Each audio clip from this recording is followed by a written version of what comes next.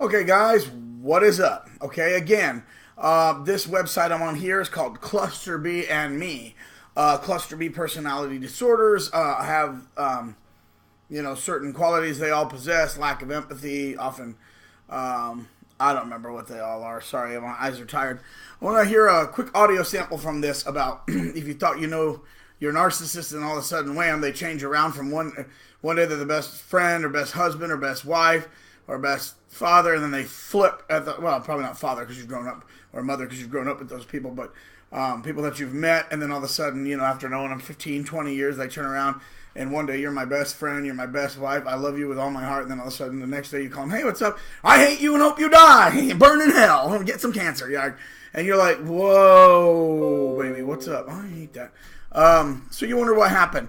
So here's kind of a cool audio clip from this another site that I recommend, Cluster B and Me.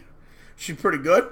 And there's a quick audio sample I want you to hear, just real quick, of this, and then I'm going to go on to some more cruelty of the narcissist and malignant narcissist, sociopath type, subhuman Cluster B personality. Here's what she says. Make sure we got this all the way up. Oops, audio is on. Here we go. The way in which these Cluster B personality disordered people change. It's almost as though they're a completely different person than the person that you dated or that you were married to. You thought you knew? And you could be with them. That was a mask. I've spoken to and heard Fake. from people that have been married for years and years, 15 years. And Yep. once that mask truly comes off, it's as though it's a completely different person. Like, I know that we all can change. We change through time. Not in 30 seconds. We And change completely depending different. on the circumstances, especially how we feel about somebody. But it's interesting to note that even when the victim of the narcissist or psychopath uncovers this twisted person that suddenly appears, and the partner that they knew is gone, that we still don't change that much, right? If anyone's gonna do a 180 and completely change depending on circumstance, situation, you would assume it would be us, because the circumstance changes so drastically, and we're thrown into such heartbreak and hurt and anger and just, this is why so many of us have PTSD or PTSD symptoms. But the fact that you have either the narc doesn't care about you at all, well, they never have, or they think it's funny that you have PTSD. That's funny to them. Because, again, they do enjoy hurting, and I'm going to show you another example of the cruelty of narcissists and sociopaths, part 2. You're going to like this one. So, yeah, basically the person you thought that you knew never existed. The mask cracks. You saw through it, which is why they were raging. Then the mask broken, and that's when they felt that they need to totally destroy you. Slander your reputation. Try to turn your friends against you. Try to turn your family against you. Try to ruin your career. Drive you to suicide. They need that because that's how they can permanently shut you up about who they really are so that they can go on to manipulate and use other people. Again, revenge, don't do it. It's simple-minded. Remember, narcissism is not a person. Those of you who know this disorder, those of you who had friends and family and wives and husbands that ended up being these psychopathic freak shows, you know that all of our stories are the same. We've all been through the same thing. We've all been gaslighted, manipulated, projected at, lied to, abused, and then they go and think it's funny. Okay, well, that's because they're sick. And I'm going to show you a couple of other examples of sociopaths being sick and getting sick enjoyment. If you don't, again, the cruelty of the narcissist cannot be underestimated, especially once they've been found out. Now, they want us to be crippled, and they don't think about us. We're not worth thinking about. We're out of their mind unless we become a threat to them. Okay, our threat to them is when we expose them, but don't harass your narcissist because then they'll turn it on you. Just keep everything general and attack the Jezebel spirit, because narcissists, the same way we empaths are on here talking about our narcissistic abuse situations and how we were able to work together to become strong again. The same way we network, they like this stuff, even though they're usually dysfunctional and don't have any real friends or any of that. There's no real relationship because they don't recognize humanity in themselves. Therefore, they sure the heck can't recognize humanity in others. What they will do is they're like wolf packs. One narcissist will meet another narcissist. And then what happens is they're like, let's hurt somebody together. Let's hurt somebody together. I want to hurt someone together.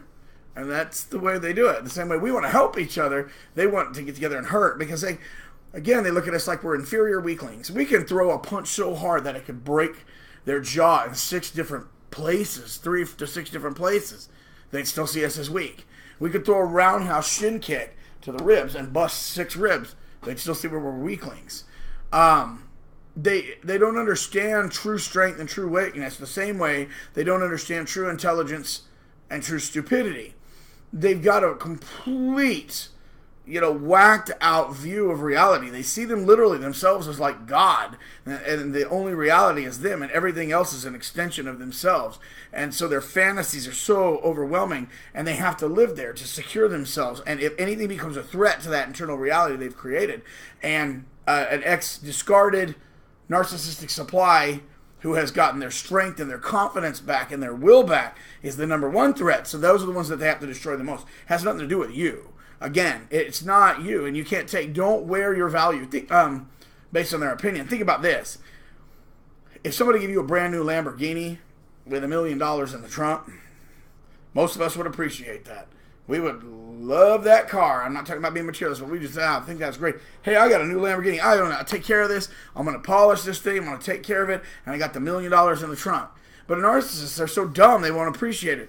They're like, well, that guy might have a nicer Lamborghini. So then they bust their own Lamborghini open with a hammer and set the money on fire and spit on it and go, bad, shameful Lamborghini for not being that Lamborghini.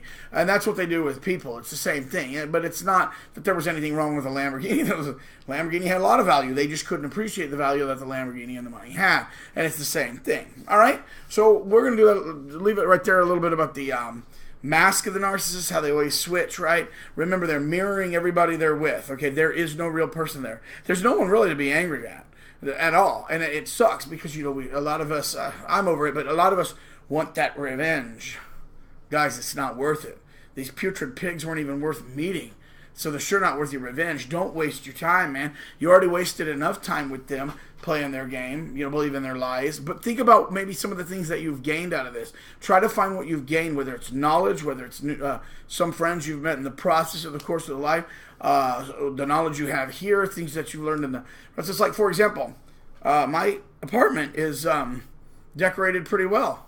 That's actually something I've learned from my narcissist. I didn't know how to do it beforehand. So not that I'm thanking or having any gratitude, but giving God the glory, giving God the praise for in my life, these circumstances, I picked up some pretty good concepts of interior decorating design, minus the dirty socks the clean socks behind me. Yes, those are socks. They're socks. But my whole room is a library. I have these really nice lightings. I learned that. I learned a lot about jazz music. Picked up jazz. That is a blessing.